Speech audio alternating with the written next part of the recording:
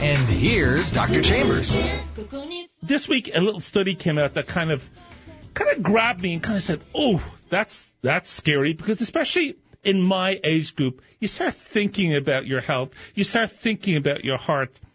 And it came out, and this was what they said. This big study said only about 2.7%, that's barely right, that's not even 3 out of 100 people, actually looking after themselves, actually looking after their heart, actually doing something that would prevent them from having a heart attack. Less than 3%. And what were the criteria?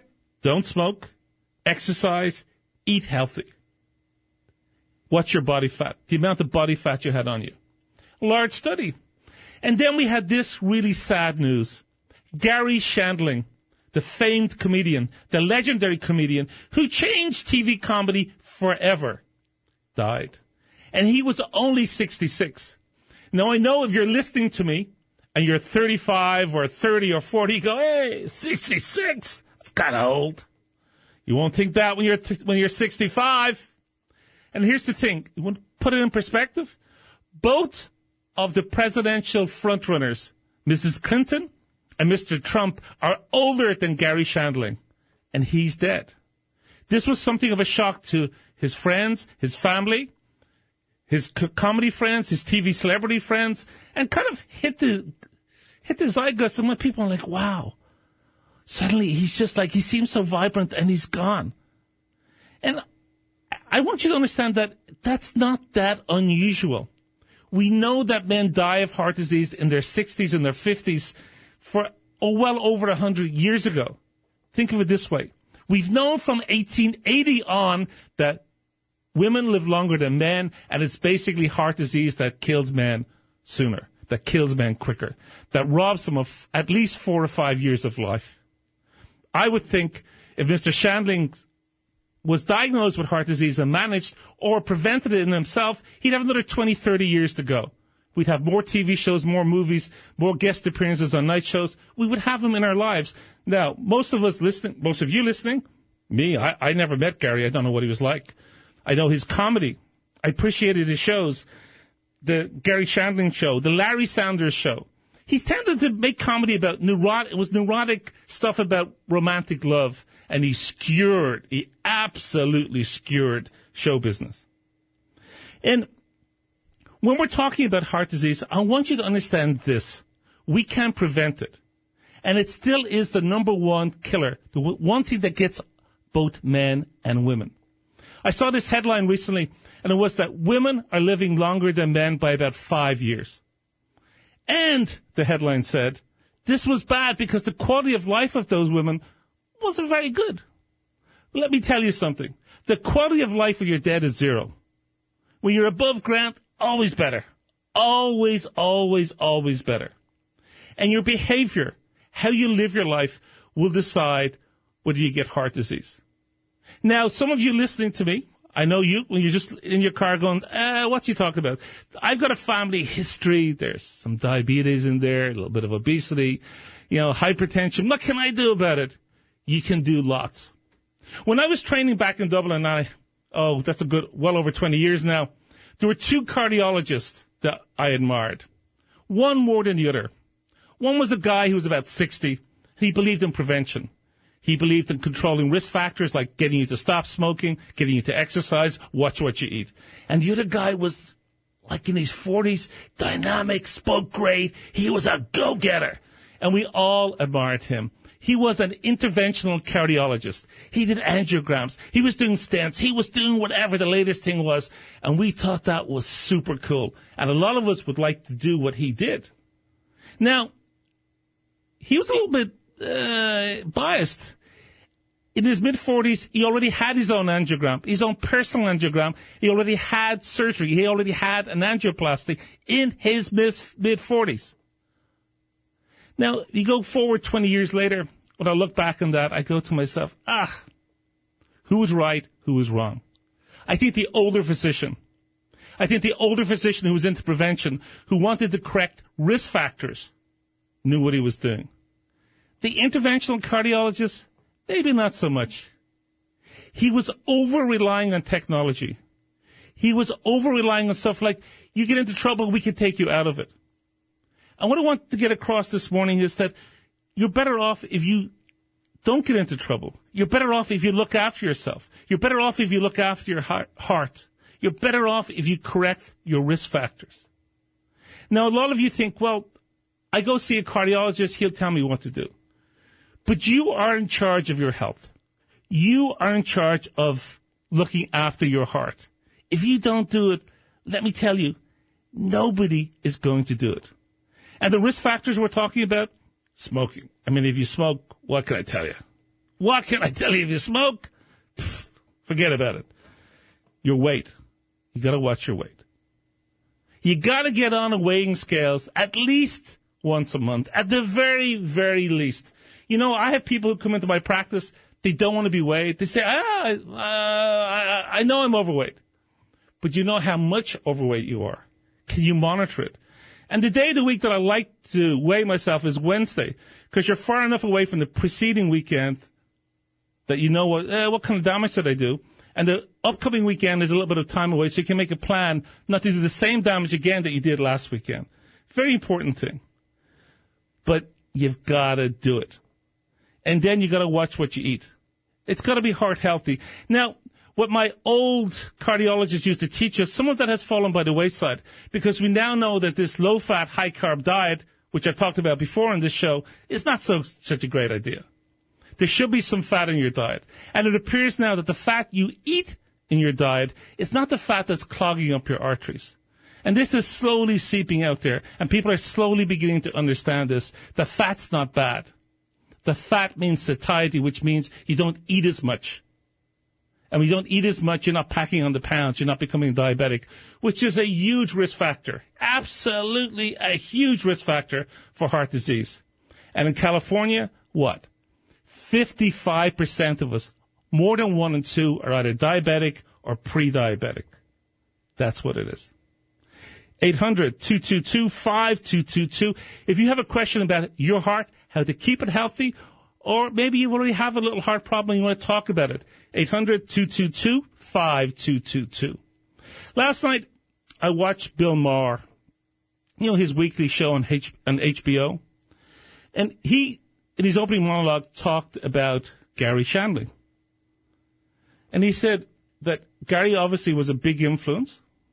He clearly admired Mr. Shandling's comedy. He clearly saw him as a legend. He clearly saw him as a person who changed the face of comedy. I think most people, not just within the comedy world, but outside, would say, yes, that is so. And Bill Maher said this: I didn't know when I saw him at my 60th birthday party 2 months ago that would be the last time I'd ever see Gary. That would be the last time we would talk. That would be the last time I'd ever say anything to him. Now, I see this a lot in my practice. I see a lot of people, sadly, with sudden death where they just suddenly, the person's gone. And the wife or the husband or the children or somebody says, if I just had that one more conversation with them, if I could just ask them this one question, if I could just let them know how I feel. And the funny thing I found over the years was that it didn't really matter whether you had that one more conversation, because the barriers to saying what you needed to say or asking the question, the unaskable question of why did you do this when I was a kid, or why did you do that, it doesn't really happen. Think about people who are diagnosed with cancer and they have weeks to months to years, and sometimes all these things are still unresolved, even though death is looming for a long time. So what's my advice? Well, when you're living your life, tell the people around you what you think of them, that you care for them, that you enjoy their company, that you had fun tonight out at dinner, you had fun going to the movies, you had fun going to the ball game, whatever it is.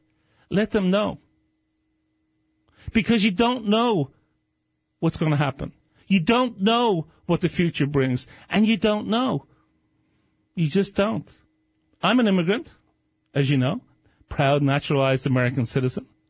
And all we immigrants live with the fact that our families, the people we love, are far away. That's the way it is.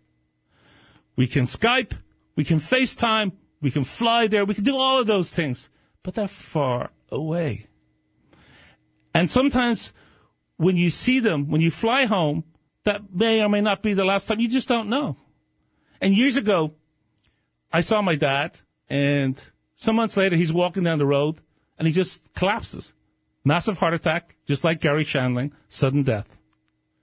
And I remember thinking at that time, oh, if only I had that one more conversation. But it doesn't really count. You gotta say it now. You gotta say it when you meet them in your everyday life. Let people know. And here's the thing. Another big study out this week says that people with good relationships, people who love people or who are loved back, who have a lot of people in their lives, they live longer. It's part of who we are, we humans. We're social creatures, and it keeps us healthy. And the beauty of it keeps you healthy, just like this show, without a copay. 800-222-5222 is the number to call with whatever is on your mind about your health. Up next, I do a lot on this show and on my website, DrChambersOnCall.com, what I call Luke, I am your father moments. It's when we in medicine suddenly say, oh, what we're doing wrong. We were doing all this for years and now we know that it's wrong, so please stop doing it.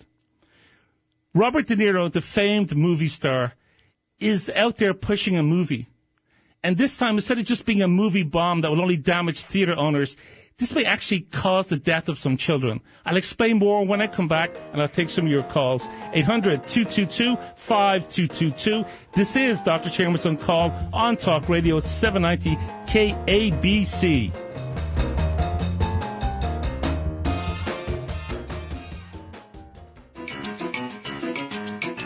This is Dr. Chambers on Call on Talk Radio 790 KABC. On this show, no questions too dumb, no questions too tough, and no questions too embarrassing. We can't even see your face. Come on, it's radio. 800-222-5222. Now, this week, one of Hollywood's one of their legends, one of the great guys. I'm kind of getting a little bit emotional thinking about this because for me, Robert De Niro represented cinema when I was growing up. De Niro and Scorsese, when they premiered a movie, I was there because, man, that's where the action was. De Niro is an acting genius. Absolutely. I mean, Taxi Driver, Raging Bull, it goes on and on and on. And then all of a sudden, in the last 10, 15 years, he's made movie bomb after movie bomb after movie bomb. And you kind of go well, he's getting older. He's paid his dues. He has. He's done great work. And he even founded the Tribeca Film Festival, which is trying to get New York back on its feet, get film in there after 9/11. And he's done a great job. But this year in the Tribeca Film Festival, he's premiering a movie called Vaxxed, From Cover Up to Catastrophe. VAXXED, Vaxxed, From Cover Up to Catastrophe. And I looked at this title and went what's he talking about? And the filmmaker is a guy called Andrew Wakefield. Now, Mr. Wakefield, who used to be, by the way, Dr. Wakefield, did a famous study back in the late 90s. And he looked at a bunch of kids and said this, that the everyday vaccine we use for kids to prevent measles, rubella, and mumps, the MMR vaccine, was causing autism. Yes. And the world went, what? Because we were exploding in autism. There were lots more diagnoses than ever before, and he found the culprit. But here's the thing. He looked at 12 kids. The study was badly designed, and he paid some kids to take part in it. As a result of this study, millions of kids did not get vaccinated. Ultimately, this was investigated, and Dr. Wakefield became Mr. Wakefield. They took his license away because he's a charlatan. And the famous Lancet, where the original study was published, retracted it. Of course, they should never have published it in the first place. They should have known better, but they didn't. They wanted to jump this. It's like everything else. They were looking for eyeballs, looking for clicks on the internet. They put it up there because they thought, hey, everybody in the world will be talking about this. And indeed, they were. Everybody in the world was also talking about the fact that they had to retract it ultimately because it was a terrible study, but it has caused untold misery and harm. Now, science then had to mobilize and study this, and they did ad nauseum. Was vaccines causing autism? And the short answer is no. But we live in a Kardashian world where facts don't matter. We live in a world where people can get on the internet and say, I think it does. I'm just asking. Yeah, well, why not?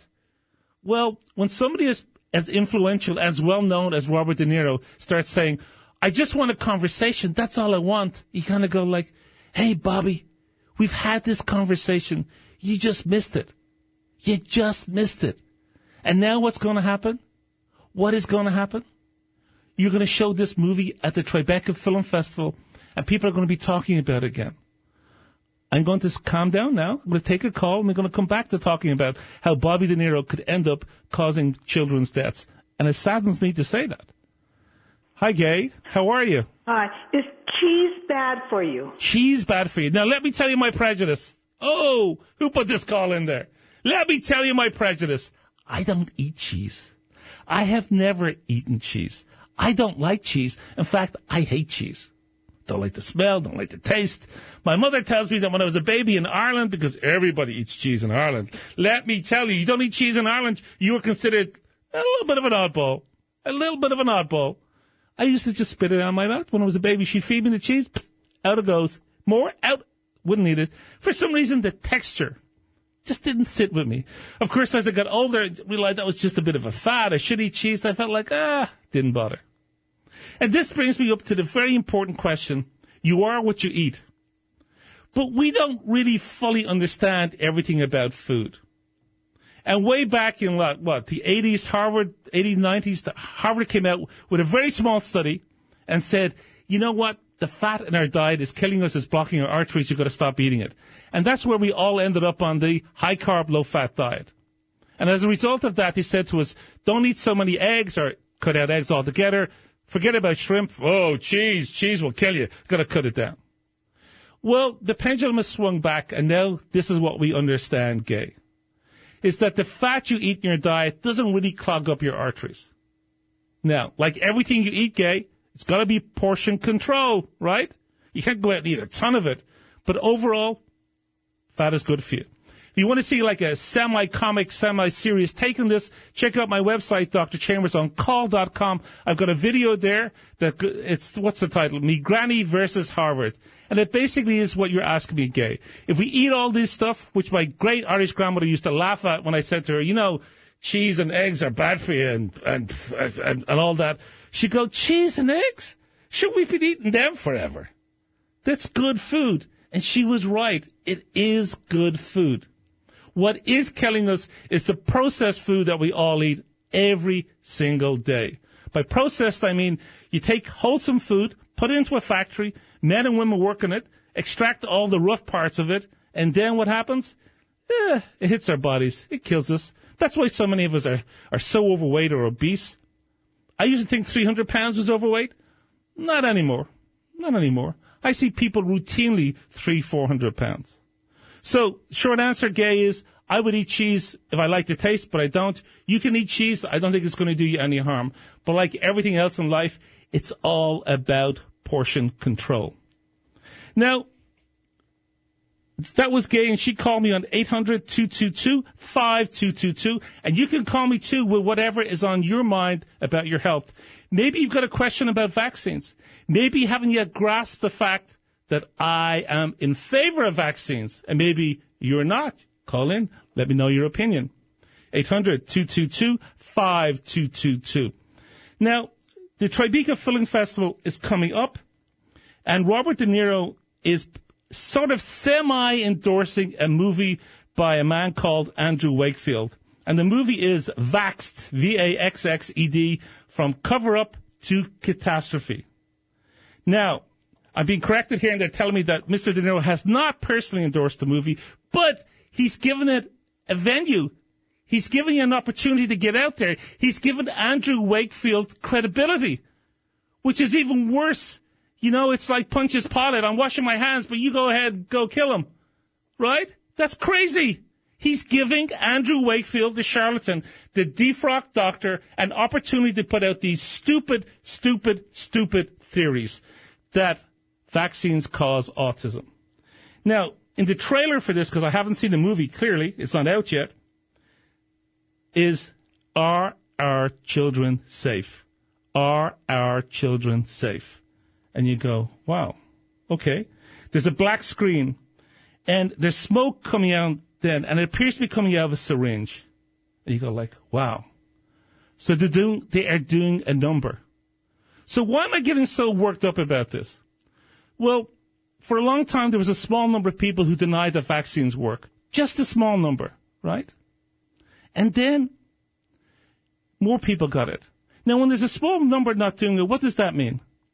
When a small number are not getting vaccines, it doesn't really matter. We have a thing called herd immunity, which means that the virus, the measles virus, the whooping cough, whatever, it can't get around. It cannot get around because there's too many people who are already vaccinated, so the bug can't get around. But when the herd immunity, when enough people don't get vaccinated, then the bug can get out. Think of what happened last year at Disneyland, the world's happiest place. Measles outbreak. Measles outbreak. Spread like wildfire. People were terrified, running for the vaccines. Mr. De Niro says that all he wants is a conversation. And I agree, I like conversations. But when guys like me who are working in the trenches, when guys like me are out there saying vaccines work, vaccines save lives, when Mr. De Niro says it, it's much more powerful. When Mr. De Niro gets out there and says he wants a conversation, he wants the charlatan Andrew Wakefield, the defrocked Dr. Andrew Wakefield, to have a voice, I know what's going to happen. Parents will not vaccinate their children. Parents who are scared, who want to protect their children, will not get them vaccinated. And some of those children are going to die. Some of those children who don't get vaccinated are going to die. So that's not a conversation I want to have. He wants to talk about Andrew Wakefield's stupid theory, but I don't want to walk in and see a kid dying because they haven't been vaccinated. Not at this stage of the game. 800-222-5222. That's the number to call with your questions. I'll be taking several of your calls when I get back. 800-222-5222.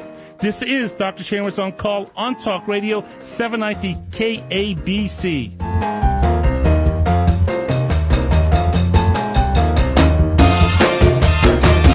This is Dr. Chambers on Call on Talk Radio 790 KABC. 800-222-5222 is the number to call. And on this show, it's about you. It's about your health. Whatever's on your mind, we'll chat about it live on the air. 800-222-5222. I'm going to take a few calls. Let's talk to Kathy. Hi, Kathy. Hi, how are you? I'm good. How are you? Good. I have a question about my mother. Yeah? She has very swollen feet, Mm-hmm. and she has a very sedentary lifestyle because she's in a wheelchair. She has Guillain-Barré. Sure. But her feet are very, very swollen. She can't fit into any kind of shoes, even special shoes. And I was wondering what might be causing that. Well, Kathy, has she seen her doc recently? She has seen her doctor, and I don't know if she's being completely honest, and that she says her doctor says she's in good health, Okay. but she doesn't. She's very heavy now.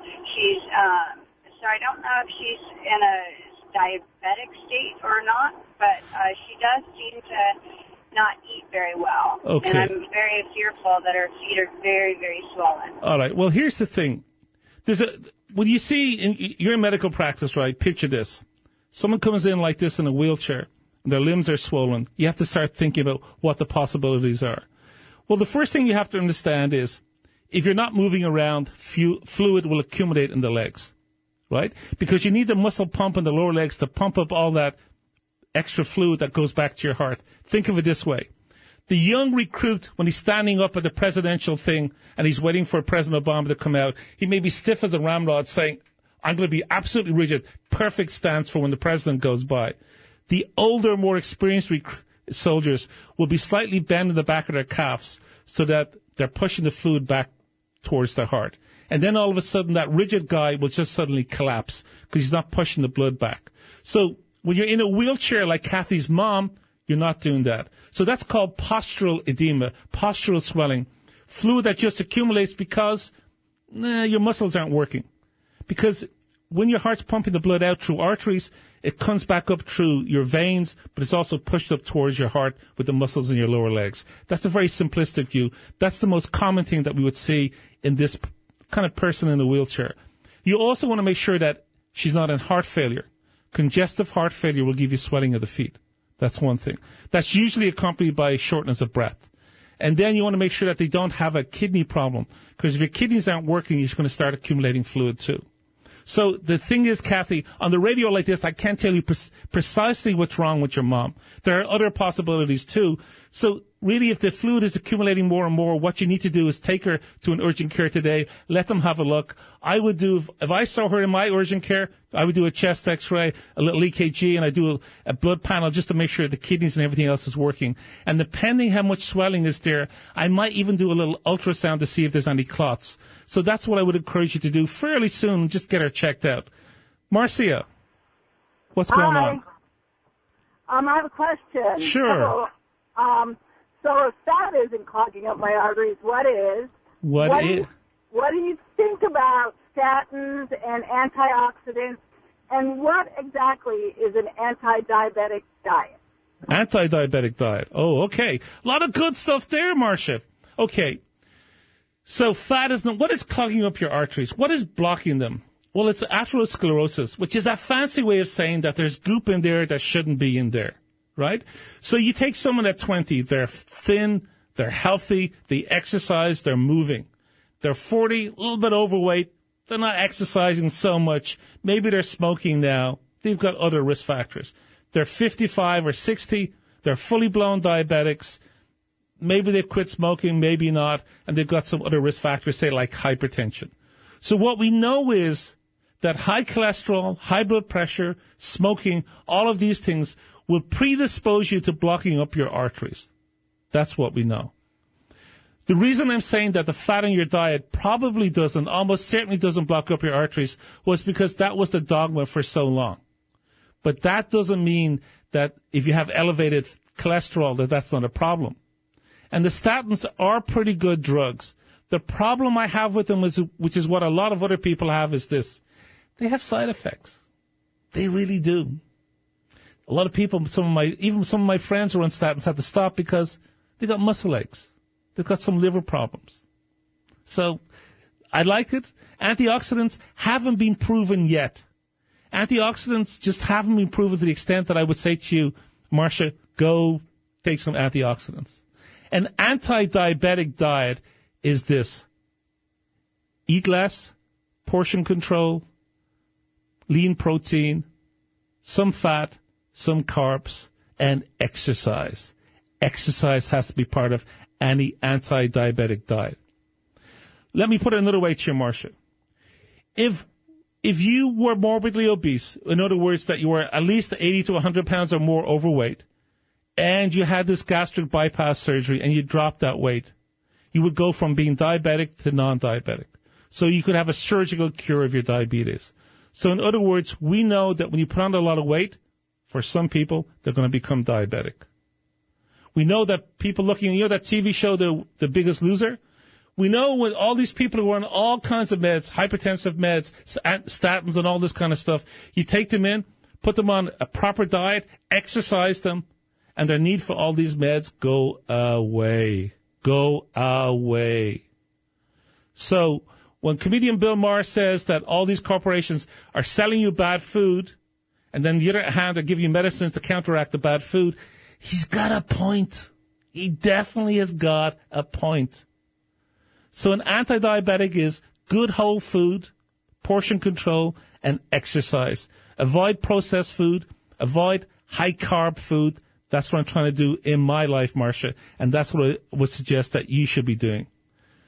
Hi, Irene. How are you? Oh, I'm fine. Doctor, I have a question. Sure. I have polyps in my nose, and sure. I had them twice in a row. I had 2 surgeries, put it that way. Okay. And I feel like they reoccurring again because every time I could tell, I haven't went to the doctor, but I'm going to go next week. Every time I could tell when they reoccur because I get trouble of breathing. Yeah. Like, problems. My question is, what why does these polyps keep reoccurring? I don't understand that. And I don't, I try to eat healthy. I'm a diabetic, plus I'm a diabetic, high blood pressure, but everything is so on point. I'm almost off all my meds and broke them all the way down, and I exercise a lot. But I don't know if that has anything to do with the polyps. And my nose keep coming back. Yeah. Well, the first thing I want to tell everybody, Arlene, just what polyps are. They're really what we call benign growths that just grow in your nose. Benign means they're not cancer, they're not malignant, they're not going to shorten anybody's life. But they're annoying. And they're usually associated with things like allergies.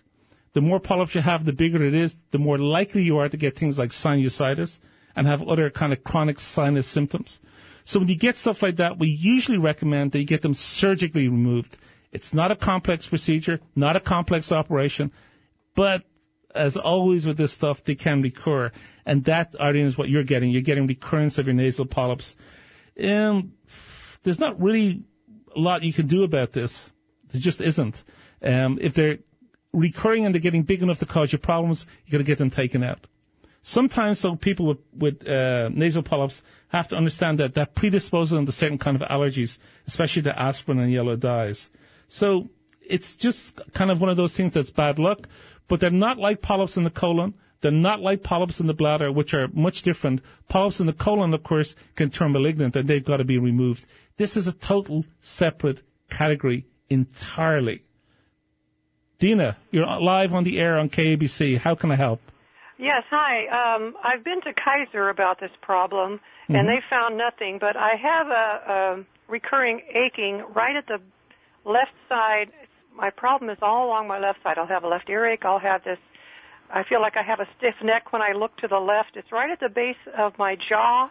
Yeah? The gland may be in there, and then a little bit of problem with the throat. Well, So, Dinah, when you open and close your mouth, does that cause the pain? No. And when It's just occasional little throb. And when you chew your food, does that cause the pain? No, only when I look to the left when I'm driving and I look to the left. Okay. It feels like I have a stiff neck. All right. And this is not related to effort when you're walking or doing exercise and stuff like that? Yeah, I play tennis and... Does it bother you when you play me. tennis? Yeah. It does bother you? I'm sorry, what? Does it cause you pain? Does it get worse when you're playing tennis? No. Well, that's good. What did the Kaiser doctor tell you that he thought it was or she thought it was? They said that they don't see anything. They don't see any problem. It's just something that I feel. And I've had tinnitus for years, and now lately I've been getting occasional earaches. Okay, and what did he recommend some medicines for this pain? No, he just said, nothing's wrong with you, go away. Kind of, Okay, well, yeah, that's a bit of a cop-out. So the mainstay of anything in the medical world, Dina, is this. There's got to be a diagnosis. If there's no diagnosis, problems arise. If there's no diagnosis, that's where you end up with pain or misdiagnosis and all kinds of problems down the road. From what you're telling me, I don't think there's something serious underlying this.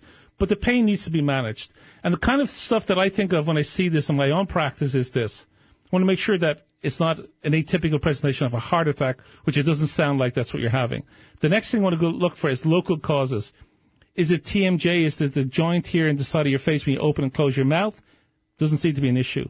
Is there a dental issue? Because usually I send the people, if I can't figure it out, look, check with your dentist, get some x-rays there, see if there's something hidden, something occult that needs to be fixed. And if all those things don't work out, I tend to send them to neurology and say, look, this is facial pain. Please have a look again, scanner if necessary, and then start. There's a variety of medicines that you can use to control this pain. I'm not going to recommend them on the air because it's a little bit too complex, but we tend to use some antidepressants, some various atypical kind of meds to control this pain.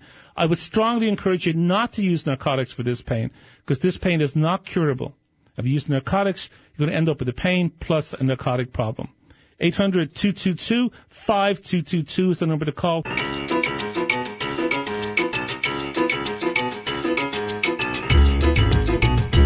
This is Dr. Chambers on Call on Talk Radio 790 KABC.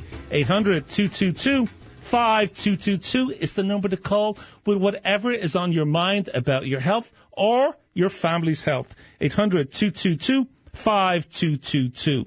Now, Every so often, something comes out that changes everything in medicine. It's what I call Luke, I am your father moment. You know, in Star Wars, when Luke discovers that Darth Vader is his dad, he goes like, what? Are you kidding me? Can't be true. Well, there's a new thing out about appendicitis. Appendix. You know what your appendix is? Well, it's a finger-shaped pouch attached to your colon on the lower right side of your belly. When I was in med school back in the day, not all that long ago, we were always told appendix was useless. If you were operating on somebody for some other reason and you could swing by the neighborhood, cut it out, save them the trouble about worrying, would it get inflamed, could it get infected, explode, you end up with peritonitis, blah, blah, blah. So that's what we did for decades. Now, not so much. Now we think this. Now we think the bugs in your colon are very important to your health. The bugs in your colon are very important to all aspects of your health in ways we're just beginning to understand.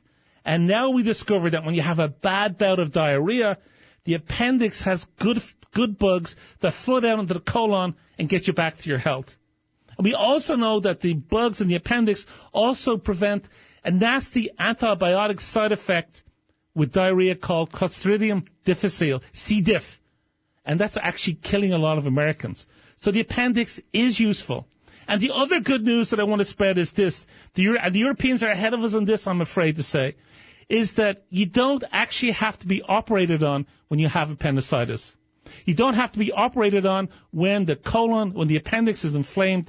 It can be managed for most people with simple antibiotics as an outpatient. We're not doing it in the United States just yet. There are some trials here in major centers, but I think fairly quickly this will become the norm. And if you don't believe me, if you're having doubts, think of it this way. Diverticulitis, which a lot of you listening will know, diverticulitis is when your colon is inflamed. We tend to manage that as an outpatient with fluids only and some antibiotics, and most people do well. And I predict very quickly we're going to be doing that now with appendicitis fairly soon. Joanne, you're live and local with Dr. Chambers on KABC. How are you? Hi, doctor. I'm fine. How are you doing? What's going on? I had a recent diagnosis from my doctor of adult attention deficit disorder. Mm-hmm. And I think I've probably had it for a long time. It seems like the diagnosis fits. But he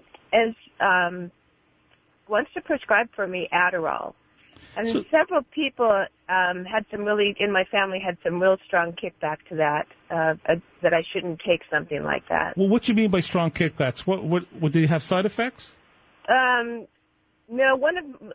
for instance, somebody in my family that's pretty health conscious and into healthy lifestyles said, this is a drug like speed. You don't want to take something like that. It's, that's going to be really bad for you. You should try to control it with lifestyle and health choices. Okay. But tell us, Joanne, what symptoms were you having that you went to your doctor and said, I might have this disorder? I have a lot of problems with starting something. Like maybe I'll be in the kitchen doing the dishes, and I'll walk to another room to get a dish, and I'll notice the bed's not made, and I'll make the bed and forget to do the dishes. Or just things that in my work where I'll have something to do and something else will pop up, and I'll forget that I'm supposed to do the first thing, and I have a lot of trouble concentrating. And what is your job? Sales and marketing. Sales. So are you looking at spreadsheets? You're looking at a computer screen a lot? Yes. Okay. And why has it reached critical mass now? Why'd you go to the doctor now and not a year ago or 5 years ago? Because somebody who works with me in my business suggested to me that they could see this problem that I was having with concentration and staying on task, and they said, they had the same problem, but they had been diagnosed with adult attention deficit disorder, but were unable to take drugs for it because they had a heart problem. Yeah. But he said, I see the same symptoms in you, and you really should check it out because you could be a lot more effective if you could just get your brain to calm down. Well, see, there's three features, Joanne, to ADHD, adult hyperactivity disorder, and it's like inattention, and you seem to have a little bit of that, and then are you hyperactive? Are you fidgeting a lot? Unable to remain seated when you should and all that? I do move around a lot, yes. Are you impulsive? I'm sorry? Do you think you're impulsive? Would you blurt out an answer before the question is finished? Yes, I do that. You do. But, you see, the thing that worries a guy like me is this, Joanne. The fact is that a lot of us, I have some of the same things you have. I might get distracted and go start not finish, want to do something else and stuff like that. The question you have to ask yourself is it pathologic? Is it really interfering with my life? And if it's really interfering with your life, then what can I do about it? Now, I'm not that fond of Adderall. And Adderall is, in a simplistic way, is a form of speed. Mm-hmm. Right? That's a fact. And as you get older, if you're going to have a heart issue, Adderall could be a problem. Now, Adderall is safely used in adults. Please, Mr. Adderall, don't come start sending me emails, suing me. I know a lot of adults do it. But I'm inclined to think that this diagnosis these days, Joanne, is overused. And I'm skeptical about people who are like mature adults who've got a good job where this is a big problem. And I tend to suggest that you go into lifestyle changes. And I tend to suggest looking at therapy to see, can you control those aspects of your life? And then I would do the lifestyle stuff for 6 months, the therapy stuff for 6 months, and say to myself, has it improved my life? And is my life not going so well that maybe I'll try Adderall for 3 to 6 months and see if it makes a big difference? So that's the way I would approach it. Lifestyle first. Don't get to where I want to go. Then I would take some Adderall and see. But I would kind of keep a record because it's awfully hard to say, has it made a big difference? So I tend to suggest to people, write a little diary and say, this week I'm making this lifestyle change. And at the end of the week, kind of record, has it made a difference? Do that over the course of a period for the lifestyle changes and do it again if you decide to take the Adderall. But I also would go and get a second opinion from another doctor, or I would see a specialist, maybe a psychiatrist or a psychologist, and see if they agree with the diagnosis of ADHD before I would launch myself into Adderall. I would strongly encourage you to do that. Mark, you're on with Dr. Chambers on KABC. How are you? Oh, pretty good, doctor. So I saw a new gastroenterologist the other day. I have Crohn's disease in my colon. And I've been taking mesalamine for like 4 or 5 years, and for about 4.5 years I've been taking 8 milligrams of prednisone, and it seems to be very efficacious for me. I haven't had a single flare-up since. So I meet a new young gastroenterologist who says, well, I want to change your prednisone with 6-MP, and so I was concerned about side effects to 6-MP and not taking the prednisone. And my second part of my question is, why is it when you meet a new young doctor, they always want to change your medication? Because they're new and young. Why do you think? What kind of job do you do? I'm a law clerk. I do legal writing and research. Okay, so when a new lawyer comes in, he really wants to make his mark, right? I guess. And he really wants to show you that he knows his stuff and he knows the latest thing, right? See, not really. But no, it's different. Okay, I'll stand corrected then. So here's my thing. I tend to be kind of old-fashioned with this and say, if the drug regime is working and there's a minimum of side effects, I'm not going to change something. Regardless, no matter what the TV ad will tell me, no matter what the commercial in the magazine will tell me, I'm not going to change that. So in your case, what he is worried about, and I think kind of correctly, is if you're on chronic steroids, what are the downside to that? Do you know what they are, Mark? Sure. Go ahead. Give us a couple of them. Liver cancer, kidney cancer, could be cirrhosis of the liver, and some other things. Sure. Well, here's the thing. If you're on chronic steroids, you've got a lot of bone issues. You've got immune suppression. You're predisposing yourself to infections. And you could even get collapse of some bones. There's a lot of problems with chronic steroids. And when you're on steroids, you get an infection. You got to get big boluses of steroids so your body can fight the infection. There's all kinds of issues. So switching over to 6-MP, if you can eliminate the steroids, I would be in his favor. Also, Mark, you should be using probiotics if you're on Crohn's disease. And my last comment is, for those of you listening to me who don't understand Crohn's disease, it's an inflammatory bowel disease. But I'm out of time. There's lots more calls. I will take all of them off the air. During the week, you can follow me on my website, which is drchambersoncall.com. And if you want to follow me on Twitter at DRJC on call. That's Dr. JC on call. Facebook, Dr. Chambers on call. If you swing by Facebook, please click like If you want to catch the show again or old shows, we podcast them all on my website, DrChambersOnCall.com. We even have video of me in the studio using my hands trying to be expressive. You can see it all because I live on the web where? DrChambersOnCall.com. I'm off next week because the LA Kings are playing. I'll be back in 2 weeks, which is 2 weeks from today, with a special issue all about medical insurance. This you won't want to miss. It will save you money and might even save your life. This is Dr. Chambers on Call on Talk Radio 790 KABC.